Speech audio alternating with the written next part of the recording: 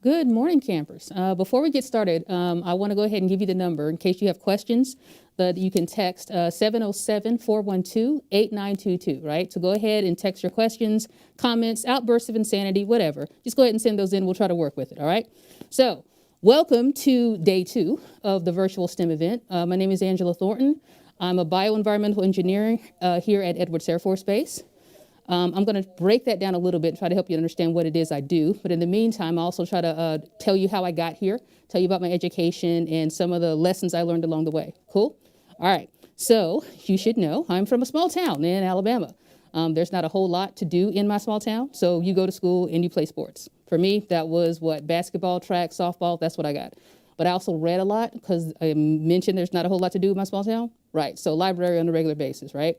Read everything that I could get my hands on, tried to learn about it. That's kind of what sparked my interest in science and engineering and how things work or don't work and why it works, all that good stuff.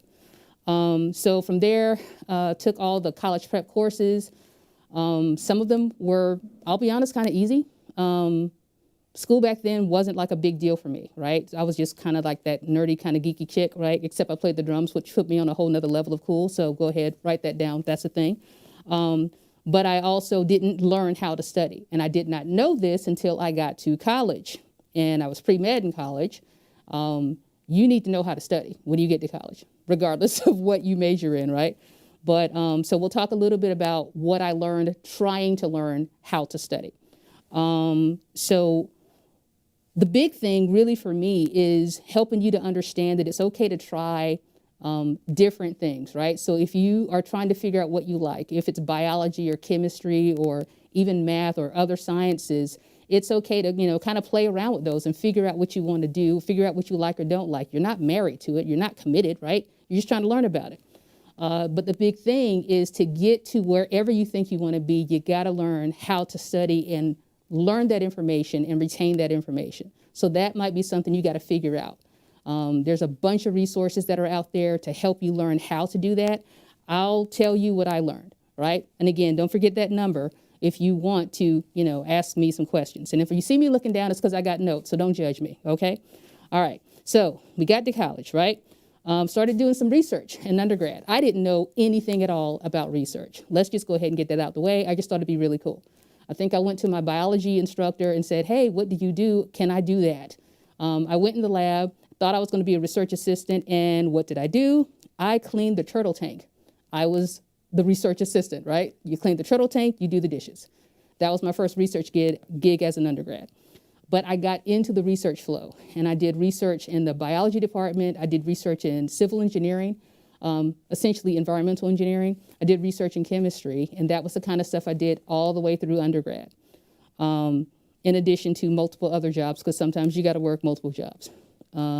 So then my first job was actually as a chemist, an environmental chemist. So basically, I worked for this lab in the state of Alabama. And if there was anything wrong with the soil or with fish or with water, they would bring in some samples and we would process those samples and then analyze them and try to figure out what was going on with the samples. And that was my first job.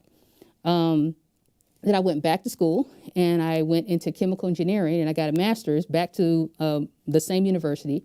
And then I did research focusing on drug delivery. So everyone has taken medication at some point. So there's different types of the way the medication is packaged. Like sometimes you gotta take a spoonful of it, like it's a liquid. Sometimes you gotta take a pill. So like I said, there's different types of medication. So I did research trying to figure out what's the best type of way to package this medication so that people can take it and get the benefit from the medication. And then when I finished that, I went to get another PhD in physiology, and I was focusing on like your skeletal muscles and how they work. And it was based on like a specific protein that's in the muscle and how that affects the way it works, right? So that's kind of like my educational story. But in the midst of all this, I had to figure out how to study, like I said, right? Some people can like read some material and immediately get it and they're cool with it. Some people need to hear it. Some people need to look at it in different ways. So what I want you guys to try to figure out now is how do you need to learn to study, right? Do you need to look at it? Do you need to make a graph? Do you need to use like a bunch of different colors and, put it up there so you can figure out and make the connections in your mind? There's a lot of resources out there that can help you figure that out. So check those out and talk to your teachers, because they may have some ideas about how you can try to get this information. And when you're doing that, you need to figure out, do I need to learn this information because I'm going to take it with me? Like, this is something that I think I want to do, or I want to be a part of this for a while. Like, maybe you want to do that job. Or is it a situation where I'm taking this class because I got to take this class, and all I want to do is pass this class? Okay, we all have different priorities. I'm not judging you. Well, I'm judging you a little bit, but really I'm not judging you, right? But you got to figure out how you need to study to meet whatever that goal is. So, I would strongly recommend you talk to your teachers and figure out, ask them to help you figure it out. Maybe they'll have the time, maybe they have some insight into how you can figure this part out. So that was my crazy educational journey to get those degrees. And then I joined the National Guard. So I wasn't active duty Air Force like I am now. I was with the National Guard, the whole, 1 week in a month, 2 weeks a year, right? So I did that. And that was where I became a bioenvironmental engineer. See, I circled back. I didn't forget about it. So that was where I started doing that. And essentially what a bioenvironmental engineer is, it's like occupational safety, it's occupational health, industrial hygiene, right? So we'll go into like a given workplace, like maybe where the mechanics are, and we'll see what they're doing. And we will say, okay, you know what, because you work with these chemicals, they pose a certain hazard. They could possibly hurt you if you get exposed to them. And we just kind of help figure out, what are the hazards in your workplace? Are there things that we can do to help minimize the chance that you're going to be hurt by this chemical or whatever the situation is? So you got to know chemistry. You actually have to know a little bit more, chemistry, chemical physics, because radiation kind of falls in that category. Understand the effects of heat stress, cold stress, obviously, on the body. We also work with the drinking water to make sure that it's safe, that there's no bugs, no bacteria in it that can make you sick. And then we try to work with, say, civil engineering, if we find an issue, to say, hey, this is what's going on, and this is kind of what we recommend you need to do, or, try to work with them to make sure the water's safe. So there's a lot more to bioenvironmental, as you can kind of stretch out the word. So that's part of what we do. So I did that for a few years, and then I took another job, again with the Air National Guard, this time in another state. And that time I was with the civil support team. So every state has a civil support team. They focus in different types of weapons and chemical, biological, radiological, that could be used potentially to hurt someone, right? So if there's an incident, you call the CST, they get activated, they show up with all their goods, all their equipment, all their fun stuff, and try to figure out what is going on, what is present, what is not present. And sometimes they got to get other groups involved, like, it could be local police, fire department, could be the FBI. Just kind of depends on what the situation is, right? So I was the science officer for them. So as the science officer, I basically managed the laboratory where we would analyze the samples that our downrange team, the survey team, would go get. So in our lab, we could figure out what the chemicals were present. We could figure out if there was a biological bacteria or a fungus or a virus present, which one it was, if it's one of a certain type, and just kind of help figure out what is happening with the scene. So that was a really, really, really cool gig. But the reason I was able to do that job, or I was qualified to do that job, was because I was already a bioenvironmental engineer. See, having that background and that experience is what made me eligible to even do that. So moral of all this part of the story is to help you can get a degree in biology, a degree in chemistry, a degree in engineering, and not necessarily be a biologist or a chemist or an engineer. There are other avenues that can open up to you because you have that education. And then if you have some research experience on top of it, again, it doesn't necessarily have to be as profound as cleaning the turtle tank, because let's just be honest, that's everybody's favorite research job right there. But you get that experience, and the more experience you get, you just kind of broaden your scope. So that just opens up the door for more things that you can do. Got questions yet?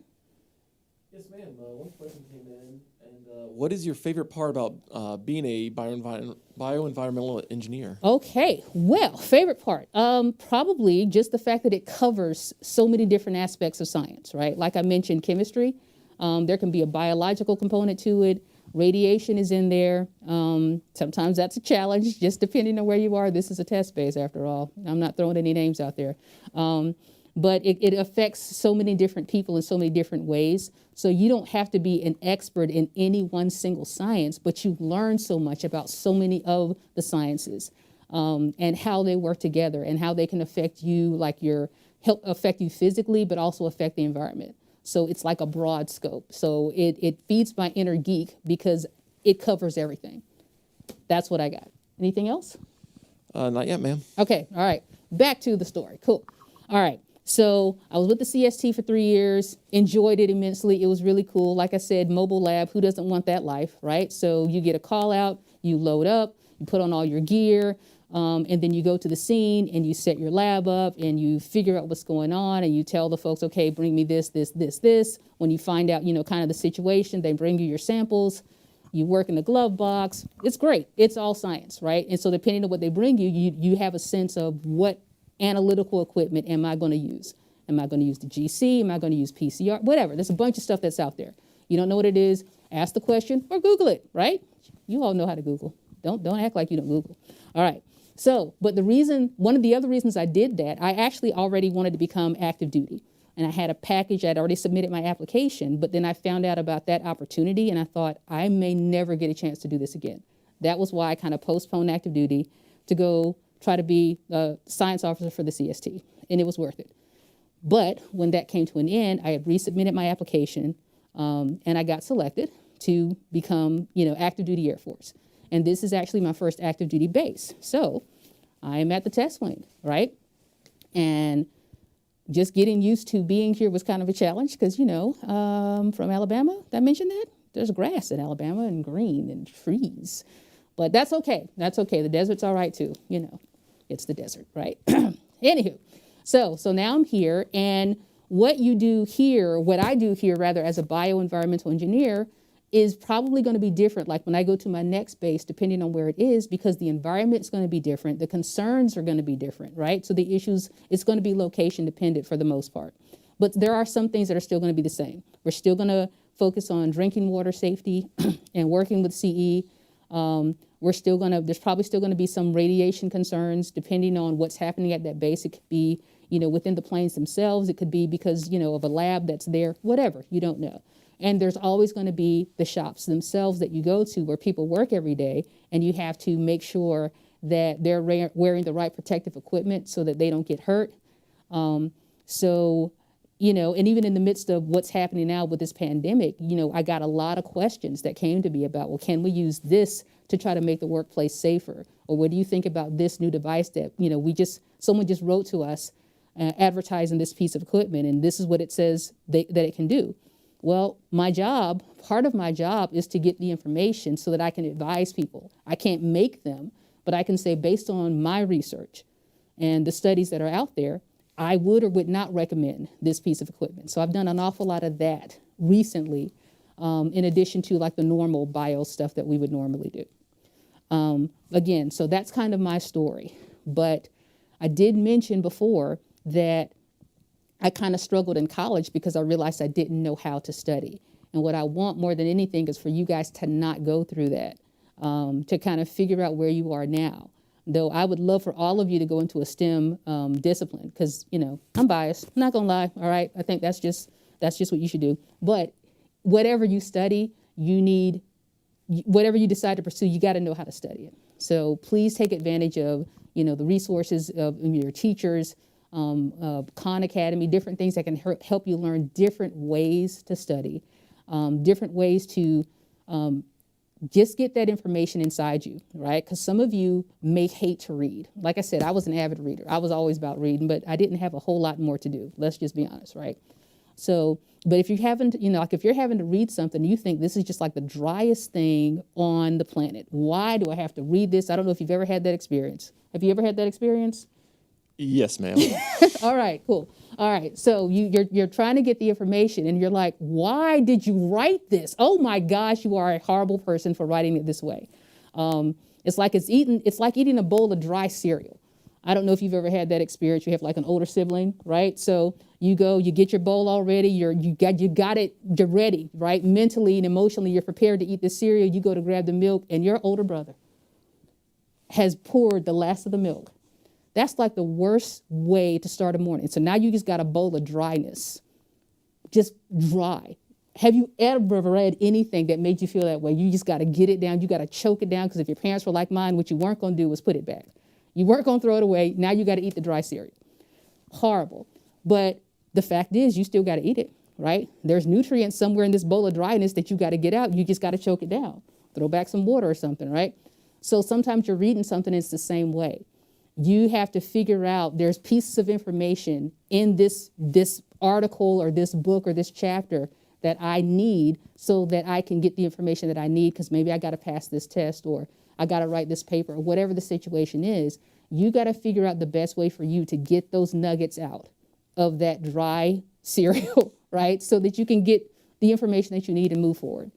So please ask those questions. Like I said, try different ways to learn, be it like, certain things you do just have to memorize. So you may just have to go ahead and accept that before we get started. Certain things, the only way to learn it is to memorize it.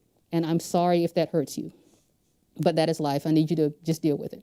Okay. But once you know that, other things, if you want to, especially if you really want to retain the information, if this is something that you're going to need, you got to find a way to internalize it so that you keep it and that you can use it. And then when you go to take your exams or do that project or do that presentation or write that paper, whatever it is, you're not stressed out.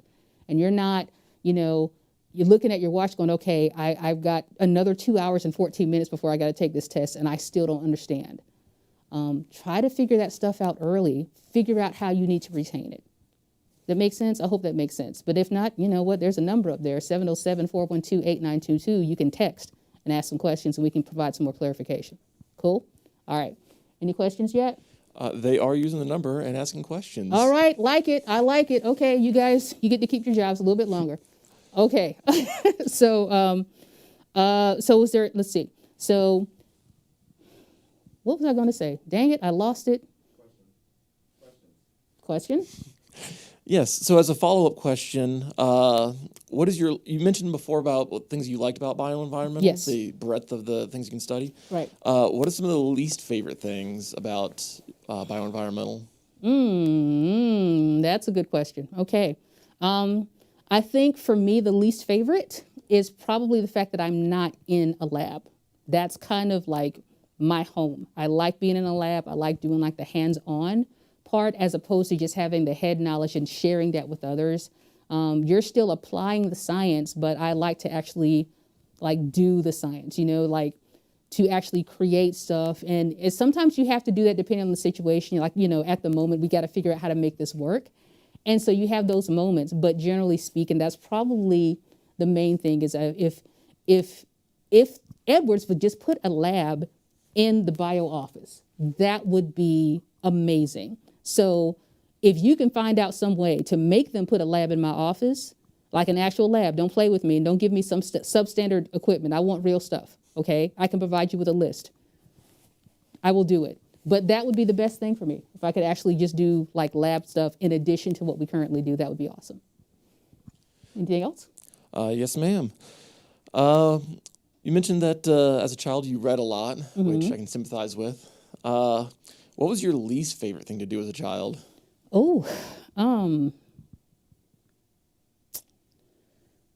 I didn't have an option about like chores, so I can't really say that was my least favorite because, those are the rules of the house. You were going to have the chores. But that was probably, I wasn't really feeling dusting. Dusting was not a good time for me, but that was a requirement in my house. That was like, you want to eat, you will dust this living room. That's just the way we rolled. But I'd say that was probably it. There weren't like, as a kid, there weren't like classes that I didn't like because like I said, it wasn't a challenge for me. I wish it had been. I think I would have learned some things a lot sooner as far as how to study. But I would have to say housework, dusting specifically, not a good time. Not a good time. Again, I can sympathize. So getting some more, I'll kind of group them all together. Okay. How long have you been in bioenvironmental engineering? And what did you want to do before you were a bioenvironmental engineer? And how did you get into bioenvironmental engineering? Okay, so how long? Let's see, I joined the Guard in 2014, so we're rolling on, 7 years now? A little over 7 years. That was when I became a bioenvironmental engineering, but like I said, I did take that 3-year hiatus to go work for the CST. Before, as a kid, I had a choice of 3 things. I either wanted to be a scientist, a physician, or a musician. Specifically, I wanted to be a studio drummer because I did not think I could make a living being in marching band. I didn't think I could do that for the rest of my life and then retire as a snare drummer for a marching band. That was, I just couldn't figure out how to make it happen because I never saw anyone do it. You know, at some point you're gonna have some back problems. You can't carry the snare the way you could carry it. That's just life. It's gonna happen. So I'm gonna need y'all to stretch too while we're doing stuff, all right? While you're taking these life lessons, start stretching now. Stretching is real. And take care of your back. And maybe you will then go on and be the career marching band drummer. I don't know. What's the third part of that question? How did you get into bioenvironmental engineering? Okay, so I mentioned that I have a bachelor's in chemistry, right? But I also mentioned I went back and got a master's degree in chemical engineering.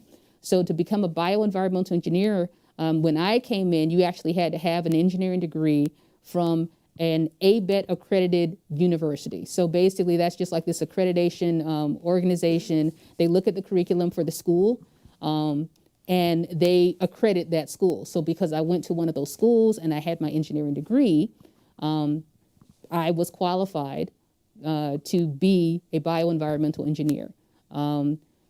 Now that I think of it, I don't know specifically if there were like specific engineering disciplines, but chemical is kind of universal. Chemical engineering can be used in so many different ways, as can mechanical, to be honest. But I think, honestly, you know what? Just go get your chemical engineering degree. It'll be great. It'll be fine. You'll be great. You'll love it. But it does open up a lot of doors for you, and it can go in so many different areas. Like I said, I did research in medical research. I've done pharmaceutical research. The turtles, that doesn't really count. That wasn't engineering, but it was a good time because turtles, okay? Except turtle poop is real, so let's not, you don't want to always stay on that level. At some point, I need you to get promoted from cleaning the tanks. Fair enough.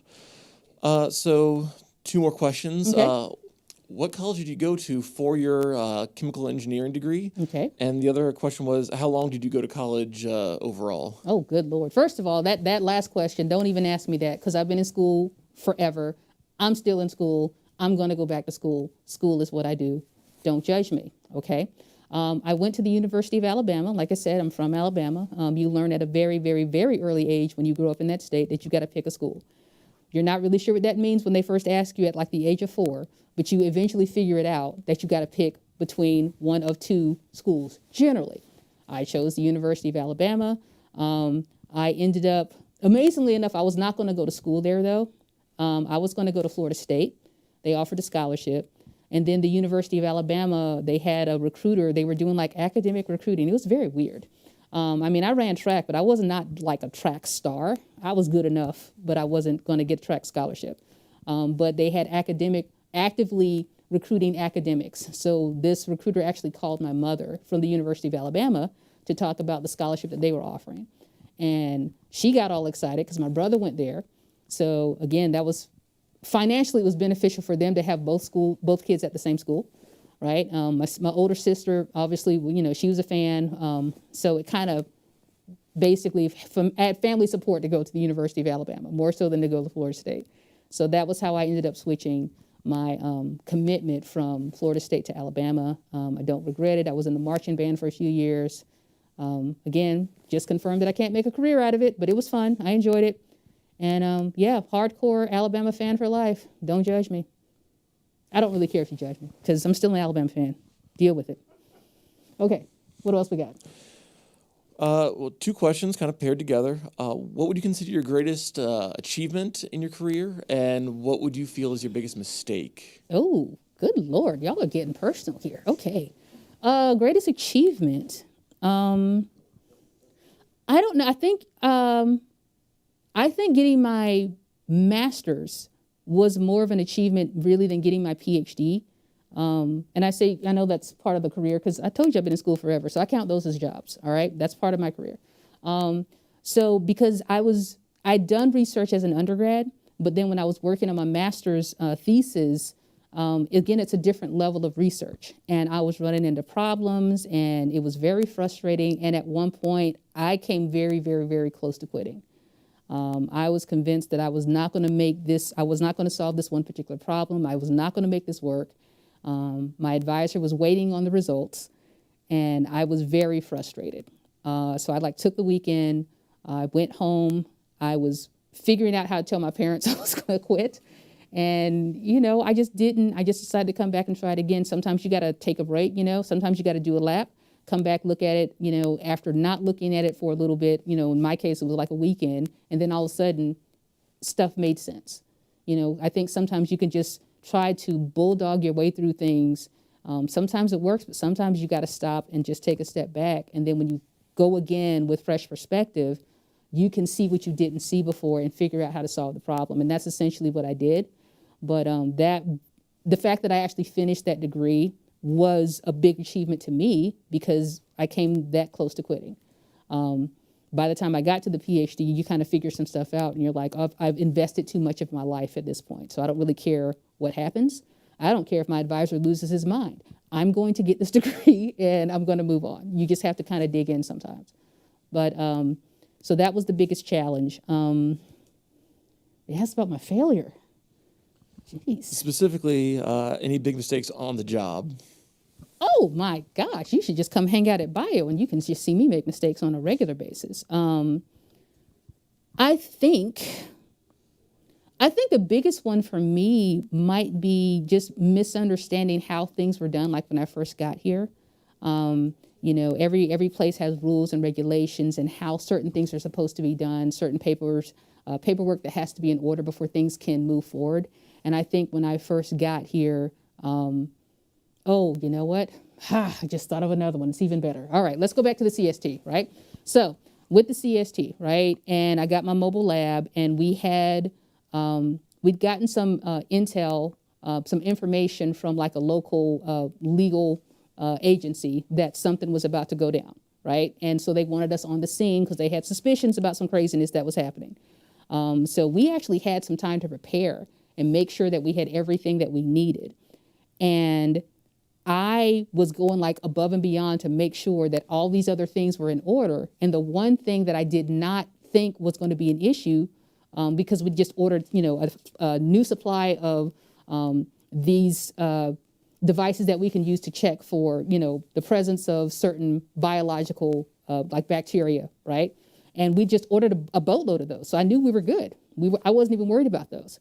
I never thought to actually look at them when they came in to see if it was what we actually ordered. So I'm going to different CSTs to make sure that we don't run out of stuff, and they're giving me stuff and I've got stuff, and we're doing inventory, and I'm just like going down my list. I was almost cocky. I was just like, we got this. We have everything that we need. We show up on scene. They do need us. So we go to get these little packets that I told you about. And we go to open them so that we can actually use it, so that we can say, hey, this is what we think is going on. It was the wrong packet. It was not, y'all, it was not a good thing. It was not a good thing. We had the wrong packet, and not only did we have the wrong packet, but we had like a case of the wrong packet. And thankfully, what worked is I told you about the downrange team, that the ones that actually go in, in the hazmat suits and they go and get the samples, they actually had some. And so we used theirs to get the job done. But let's just say there was a very hard talk with me when we got back to the unit when this was done. There was a very hard conversation. And all I could do was own it. All I could do was like, you know what? That was the situation. It was like I had one job. And I did everything else around that job except look at this one thing that I knew we were going to use, but because I got confident, overly confident, and I knew we had the right thing, I did not verify that before we went on scene. So that's probably, I would say that's probably the top one. Absolutely fair. Yeah. The NCO motto, trust but verify. Yeah, that's it. Trust but verify is real. Yep. One person asked, is this a job you want to have for the rest of your life, or is there something after that you want to pursue? Oh, Oh gosh, why y'all getting all in my business like that? Let's see. I don't know. Here's the thing. Like I said, this is my first active duty base. So what we do now is just cool. I mean, I told you like the highs and lows, what I like, what I don't like, but I'm also still learning about what we do. And what we do at Edwards and the way we do it may or may not be the same way I'll have to do it at my next base. So what I want to do is keep my mind open to see, is this it? And if it is, write it out.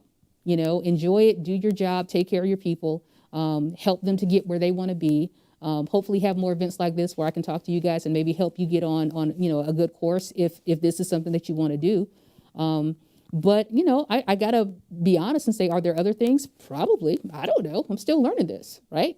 So as I find out about other things, I can kind of learn, is that something I would want to do? How would that fit into my life? Because here's the thing, as you moved in different places in your life is going to change. And so what works for you right now may not work for you in 10 years. I mean, I don't have kids now. I have a really big dog. He's amazing. And I think he counts as like 4 kids, but evidently that's just me. But I don't have any actual human children, right? So I don't have anyone I have to send to school. I don't have anyone that I have to worry about, okay, are they home safe? How do I pick them up? I don't have those concerns. But if I did, I would probably have to reevaluate what's working for me right now. Is it going to work, say, when this little one is, 6 years old? If it still works, great. If it doesn't still work, then now you got to make some decisions. Either modify what you do, or you might have to change what you do. That's just the nature of it. So for right now, I'm going to say let's roll with it and let's see what happens. Thank you, ma'am. Kind of a 2-part question. What was the hardest part of school in general from grade school to college? And what were some of your least favorite subjects and what were some of your favorite subjects? Okay. Music was always a favorite. Anything like creative, music and art, always favorite subjects. Because that's just something I still enjoy. I'm not necessarily still good at it, but I still enjoy it. I can pretend, right? Harder subjects for me were actually the subjects that I actually enjoyed, amazingly enough.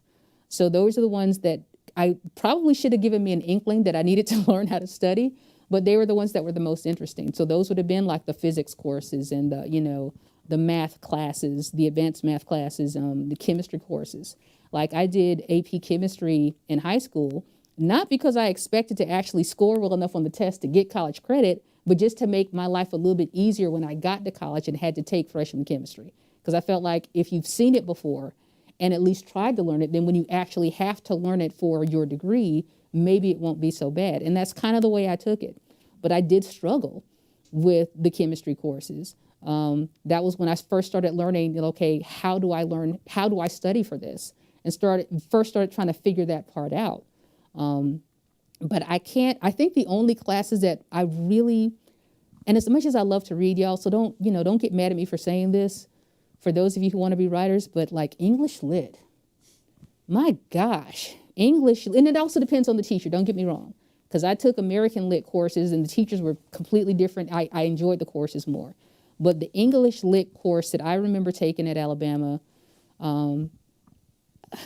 let's just say that we approached it differently, right? Because, in some of those literature courses, you'll get questions. You have to write essays on why this person wrote whatever it was he or she wrote. I'm analytical, right? So I'm going to do research on the person and check out their bio. And if they had, like an addiction, in my mind, that's probably why you're writing what you wrote. And I put that in an essay. And that was not what the professor wanted. Sorry. He wanted something about, literature and symbolism and all that kind of stuff. And I didn't see it because I'm like, well, he's on morphine. This is what morphine looks like when you write it down. So that wasn't what he wanted. I would get like C++ on my papers. I don't even know what a C++ is. That's just enough to make me angry. I'm like, just give me a B or give me a C, but I can't take the C++. But he kept trying to convince me, how I needed to see the lit, and I just couldn't see it. Sorry, everybody's got a line. I guess that's mine. So I can read it for fun, but don't ask me to critically analyze it because I'm clearly not good at that. So English Lit, that was worse. Good example of a difference between literal and figurative. Yeah, I had struggled with that. One question we had was, who were some of your role models when you're growing up, and your inspiration to get into the field that you're in?